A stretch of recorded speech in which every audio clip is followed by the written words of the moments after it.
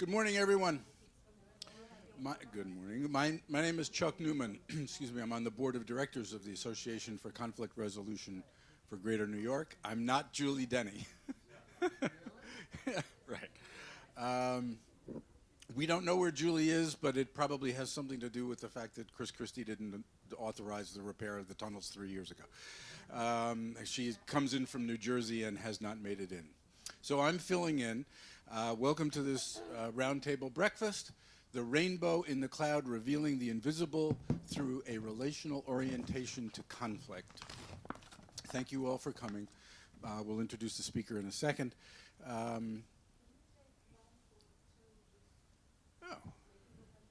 Goodies.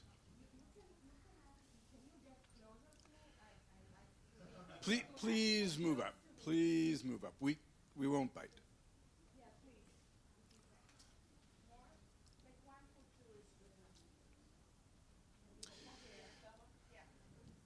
Maria may say more about this when the mic gets to her. The Roundtable Breakfast was started in September of 2001 as a reaction to the attacks in the United States. And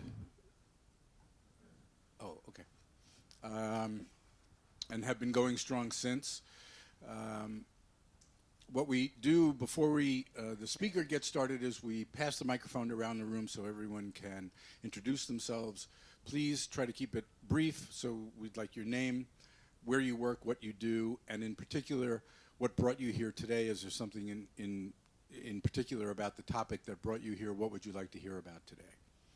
So the introductions would be something like, I'm Chuck Newman. I'm a lawyer and mediator in New York City, and I'm here because I always like to come to the breakfasts. But you can be more specific about that. That's what we need from the introduction. Let me take another moment to mention that the ACRGNY, co-sponsor of this morning's breakfast, is having its annual meeting on June 15th, 2 weeks from today, at Cardozo Law School. It runs all day, a very interesting, diverse, exciting schedule of programs, workshops, keynote addresses, and I don't know if it's being called the keynote or not, but Brian Lehrer, the radio personality on WNYC, will be interviewing Kenneth Feinberg, the special master and the guy who loves tragedy. I don't think he loves it, but he's good at it. So if we may, we'll pass the microphone around. If you could all introduce yourselves, you can get more information about joining ACRGNY and about learning about and registering for the annual conference on June 15th. That's at our website. You all have a little piece of paper now. It's acrgny.org. Chuck, yes. just one. If you can try to relate to what do you expect today? What connects you with what I'm going to talk about? I know you don't know what I'm going to talk about, but from the summary that I wrote, I wonder, how do you think, you assume, you are connected to this topic? It would be, because I would like to address it when I talk. And again, if some of you can come forward, move forward, that would be great, so we can be closer. So Plenty of seats up front.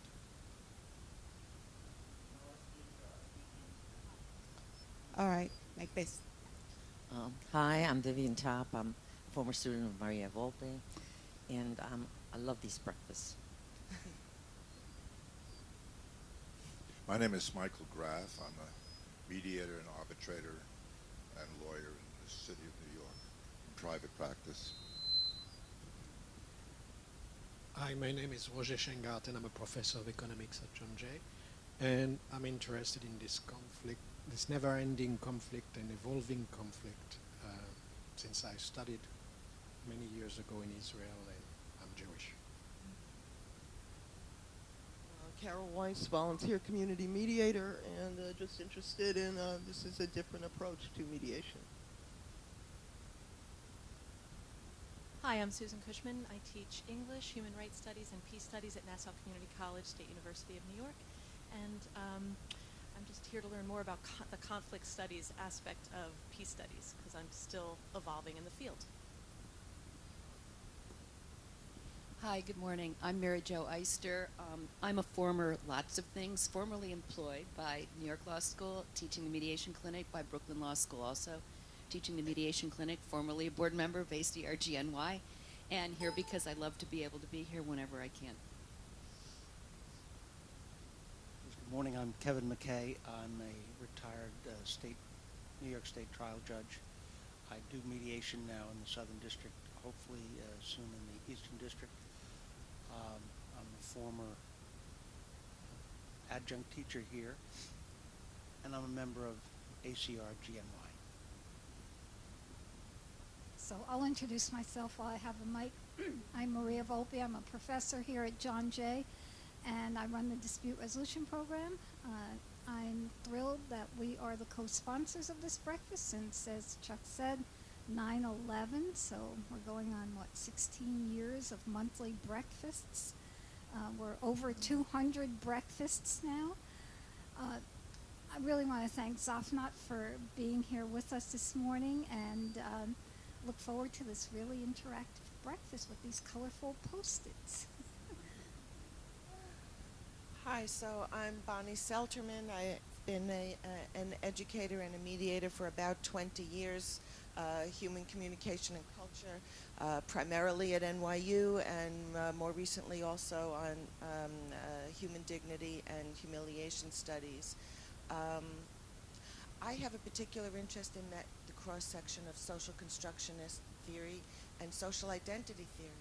And if I want to hope for anything you'll come up with today, it seems to me, obviously in lots of places, particularly here in the United States and the unfortunate Trump era, I think the people who most need to learn about what you have to offer are the least open to it, the least exposed to it. If we could get you in the K to 12, right, to begin with, and have those communities agree to have you in instead of maybe religious voucher schools and whatnot, I won't go on and on. Thank you. Thank you. Yeah, I'll talk about K2. Good morning. I'm Patricia Haynes, and I have to stand up. Good morning. I'm Patricia Haynes, and good morning, Chuck. I'm a community mediator around the city, and I do a lot of things. Good morning. I'm Tanya. I'm a student in continuing development, so I don't work as a mediator, but I'm really interested in the field personally and professionally, and I'm just trying to get as much information from all kinds of different angles as possible right now. Good morning. Armine Merritt. I'm an attorney and a mediator. I focus on employment mediation, and am happy to be here today and kind of delve into conflict and positions and relationships that come out of that. Hi, good morning. I'm Joshua Mendez. I'm a mediator, frequent attendee at these breakfasts, and I'm enthusiastic to hear what I'm going to learn today. Good morning. My name is Stephanie Cuss. I am with Con Edison. I'm the conflict management program coordinator, and I also do the workplace mediations for the employees of Con Edison. Also retired NYPD sergeant, and I'm an alumni of this school, my bachelor's and master's degree. And I'm just very interested in the topic and learning more about where it might relate to what I'm doing. Good morning. My name is Tom Rothschild. Why don't I come over here and visit my friend? My name is Tom Rothschild. I'm involved in mediation and conflict resolution. I'm a Quaker, and that informs what I do. My button was donated to our meeting by a member who's retired to Maryland. Says, "Make America kind again." And he sent us a whole bunch of those, so I've been wearing it. And I'm particularly interested in the spiritual or higher moral dimensions that are present in many, if not all, conflicts. And so I'm very interested to hear what is going to, and participate in what was going to happen this morning. Good morning. My name is Alan Gross, and it used to be Gross, but it was a bad word, so I changed it to Gross. And my daughter was harassed in high school. She said, "Molly, you're gross." And she changed it to Gross. She was never bothered again. It was really amazing. Anyway, I was a social psychology professor and researcher for about 25 years, and now I quit entirely. I only teach mediation. And thank you, Joe. I teach at the Center for Global Affairs at NYU, but just mediation, to graduate students who are really interested in the topic. They're not just there for the grade, they really are going to work in it, so it's a great place to be. I also volunteer for mediation centers in Pennsylvania, where I now live. I came here morning to hear Chuck do the introduction. also because, great. Very good, Chuck. And also, I've read some of Tzofnat's papers before, and I was very impressed by her intellectual approach. I don't know if you still consider that. And I also like rainbows. So anyway, thank you. Hi, I'm Joanne Botches. I teach ADR at Montclair State University, attorney, mediator, and HR consultant in employment law. Good morning. I'm Judge Tzofnat Peleg-Baker from Israel. I'm on a sabbatical here. This is my first meeting with this group. Accidentally, I came through an email that was announcing about this meeting, and I thought it would be very interesting, especially because I'm always interested in revealing the invisible in the judicial process and in any other process. And we have sort of a special interest in mediation now because we try to settle cases in the court, not through mediation, but through settlement or compromise, but we employ mediation techniques. So this is why it's so interesting for me. Hello, my name is Saskia Keeley, and I'm a photojournalist. I work only for NGOs, humanitarian organizations, and most of my work happens in the West Bank. I'm just back 3 days ago, and I'm going again in 3 weeks. And I work with Palestinian and Israeli women, and I conduct photo workshops so they can meet, and for many of them, it's their first time. I'll be doing this again in 3 weeks. Good morning. My name is Lara Dorame. I'm a Belgian lawyer. After that, I worked on access to justice issues and programming in conflict and post-conflict settings, including also Israeli-Palestinian conflict contexts. And I am now a mediator also at the New York Peace Institute, so many reasons to be here. Thank you. There's some new folks. Good morning. Elaine Nissen, attorney, mediator, collaborative law attorney, New York and New Jersey, specializing in divorce, and really hungry for not techniques, but the understandings behind everything. So thank you.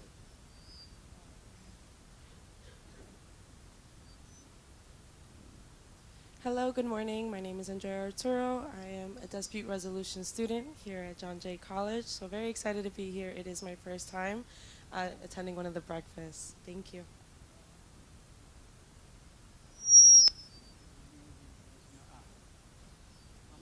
Good morning, everyone. My name is Chris Berry, and I'm a community mediator and facilitator, and I enjoy coming to these breakfasts and gaining new insights from the speakers and from my fellow colleagues. Thank you.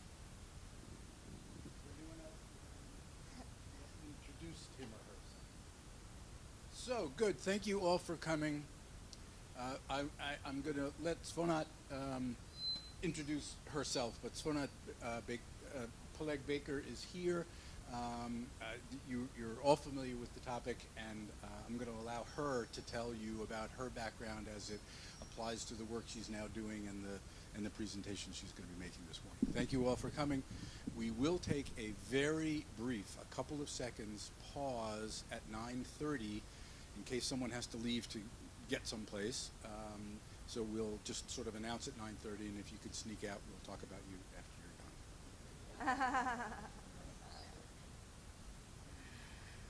done. Okay, thank you, Chuck, Maria, ACR, the school here for inviting me and for the cooperation before this talk.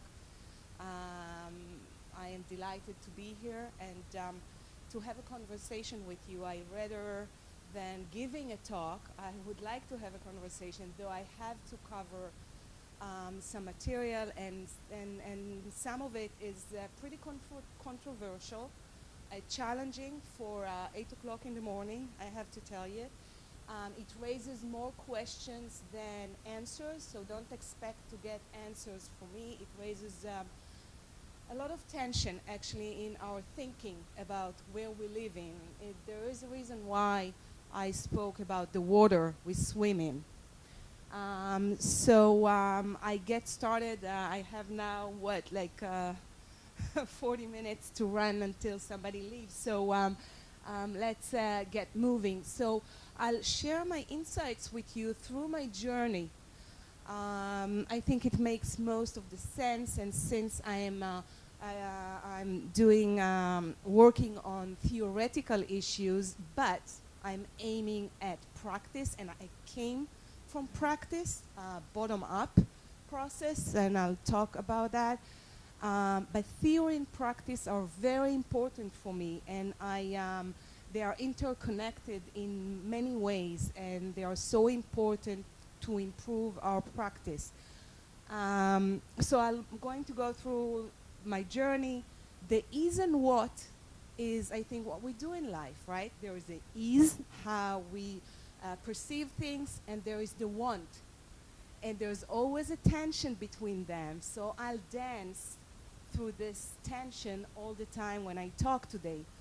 Social vessels, I'll talk about them, but they are necessary to make transformation, to change.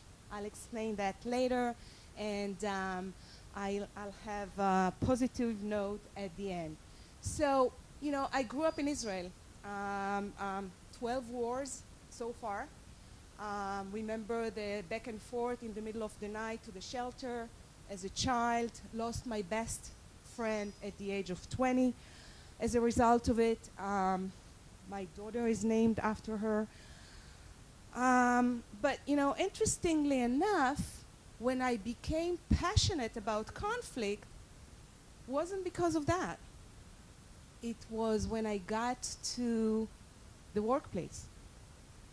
And watching all the hallway gossips and talks and talking behind the back and people not listening and not learning from each other, I was stunned. I don't know what I was thinking, and I was a very senior executive. I started my career in business here in the United States in a very big, one of the 5 biggest advertising agencies in the world, and moved then to Israel, back to Israel after I was here in graduate school, moved back and continued being involved in big startups. One of them, Cellcom, you might know. It's the biggest, I think, cellular phone. We started with 5 people. So I was in the business, and but what I saw in the corridors, in the hallways, made me think, could it be different? Can we do things differently? Can we learn from each other because we are different?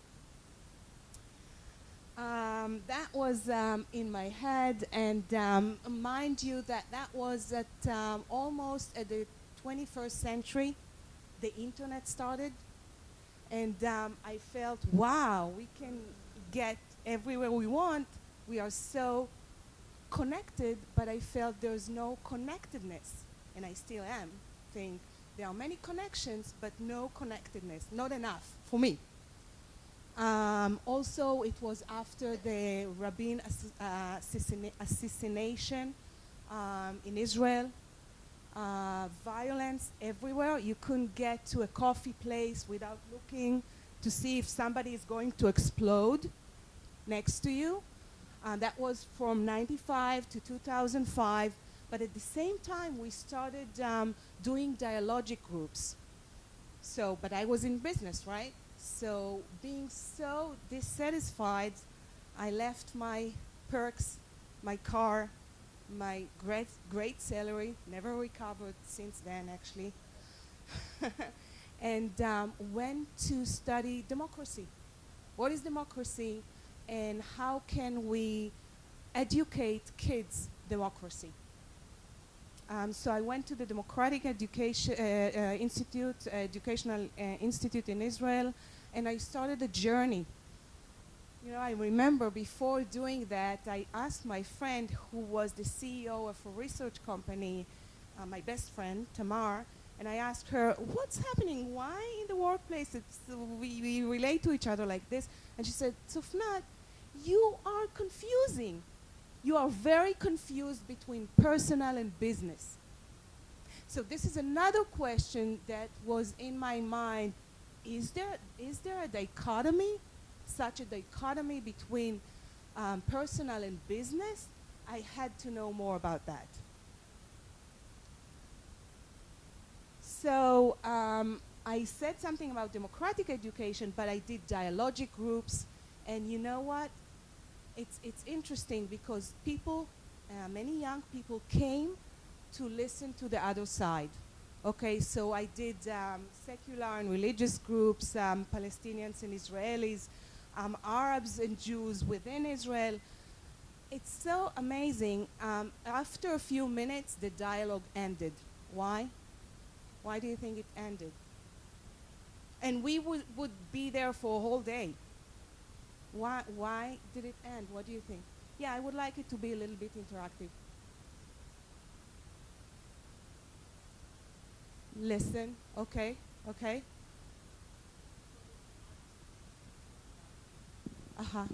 Didn't want to really change. All right. No trust. Okay, all of those reasons, I think I agree with you.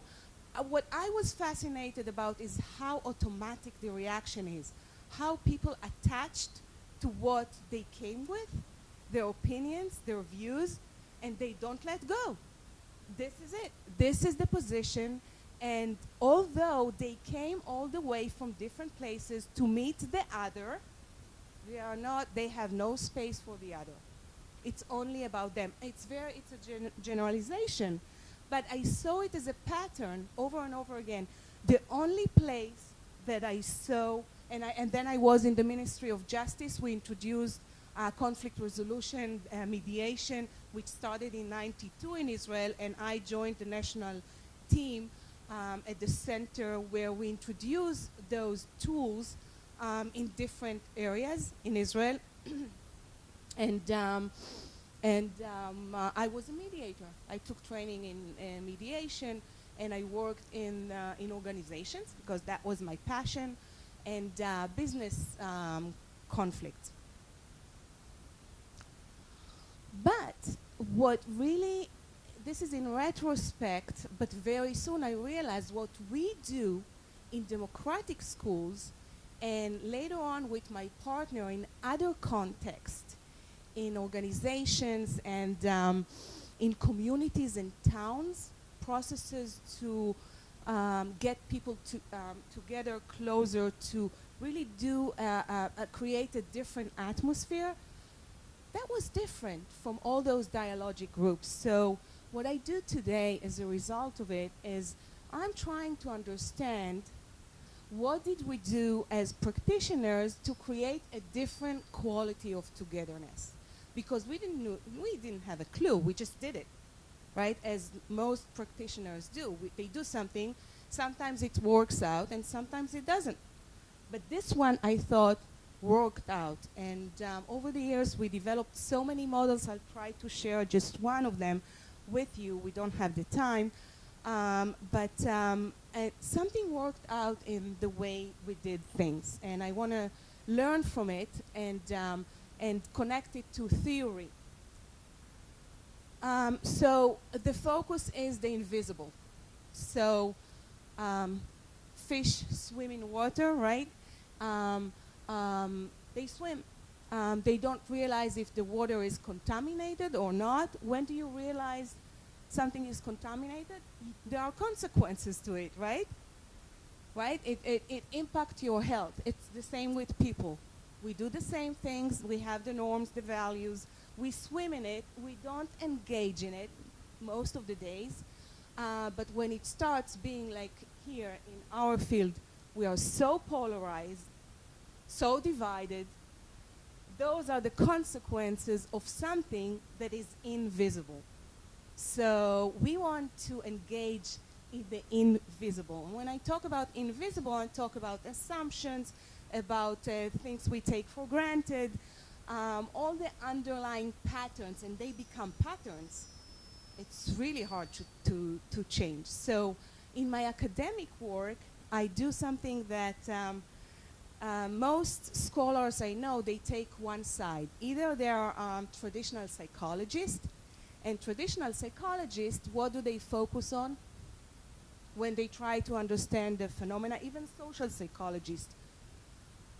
The mind, the person. What's happening in the mind, in the individual? I'll talk about that. And then I said, no, this is not enough. This is not enough to understand what's happening between us. So I went to social constructionism. And what I'm doing in my dissertation is trying to bridge between the two. It's challenging. So my interest is how to learn from conflict. So it's the intersection of conflict resolution, human development, and psychology. Is this me? So where is the speaker? Here? Okay.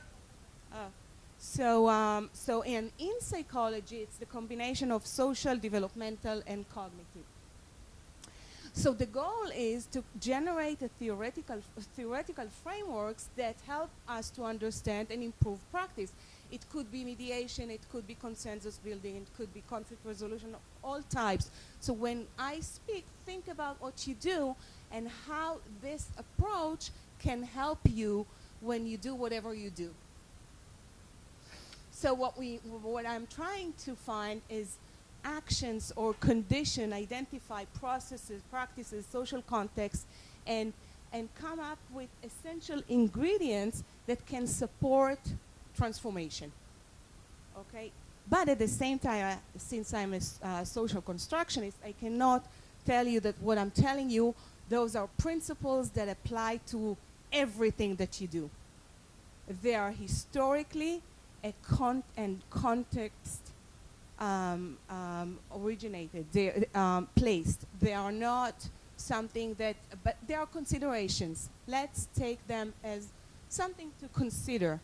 I don't know if you're following me, but there's a difference when you suggest principles and now it works everywhere. I'm not saying that. But it was helpful for me, and maybe if I talk about the water we swim and the culture we are in, all of us, most of us, probably, then you'll understand what I'm saying. So, as I said, it's bottom-up practice and then top-down. It's an ongoing process. Chuck asked me something. What did you ask me today? That if something was wrong, right? It's the same thing. Well, what is wrong? What is wrong? At the time, I had certain knowledge, but then I added another knowledge the next day. So now, was it wrong what I did yesterday? So we keep learning all the time. It's like action learning.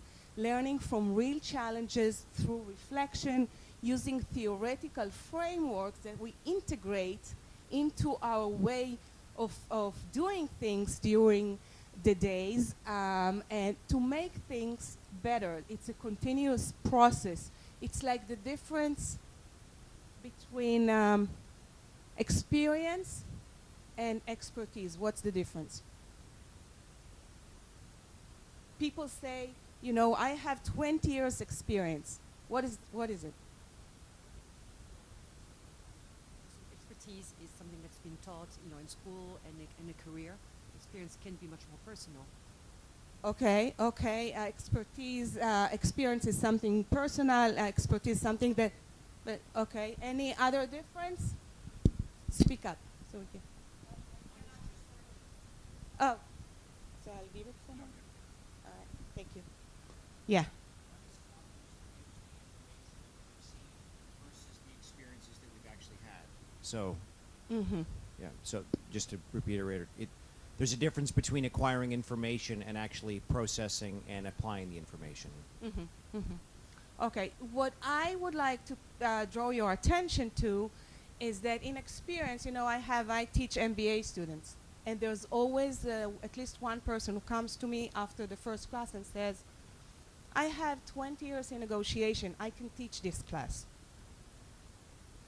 All right, I'm listening, okay? They don't say the same thing when they finish the semester, let me tell you. No one.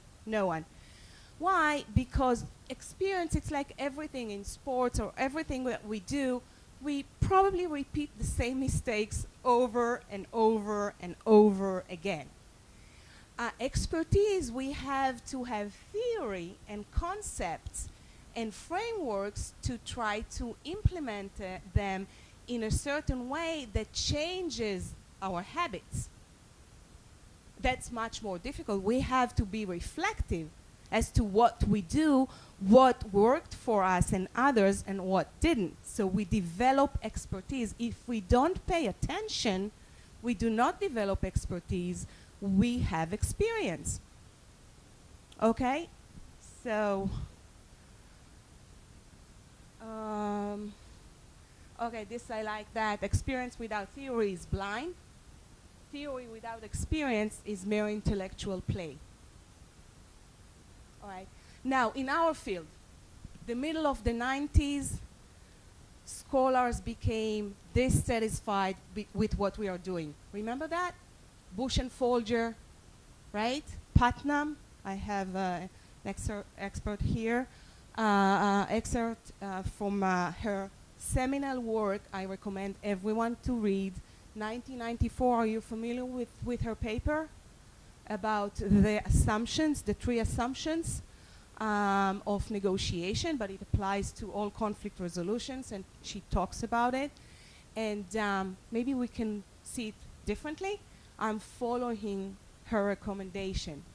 And she is saying, for example, current models of bargaining seem to blind us to important aspects of this complex process. Negotiation, conflict resolution. Traditional orientations, for the most part, fail to see, explain, or understand what is hidden or invisible for many negotiation theories. Traditional approaches highlight key elements of the process, shove many features of negotiations into the background, and conceal other elements that are rarely noticed. Thus, we have constructed models of negotiations that ignore critical components in understanding conflict management.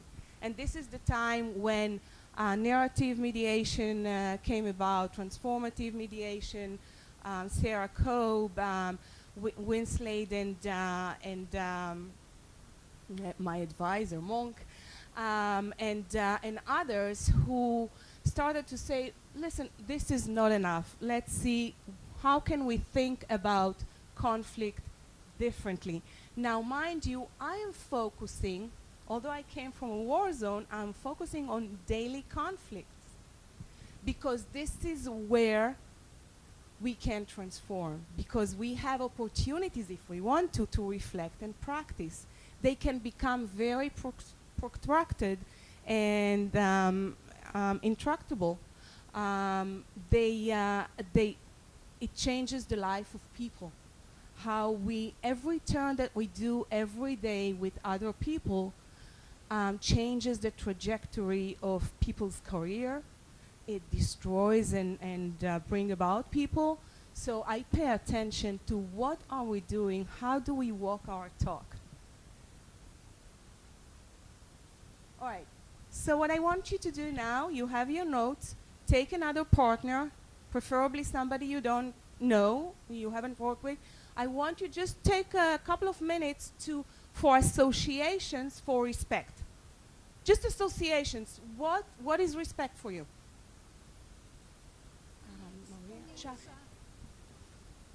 Just write it down on the note.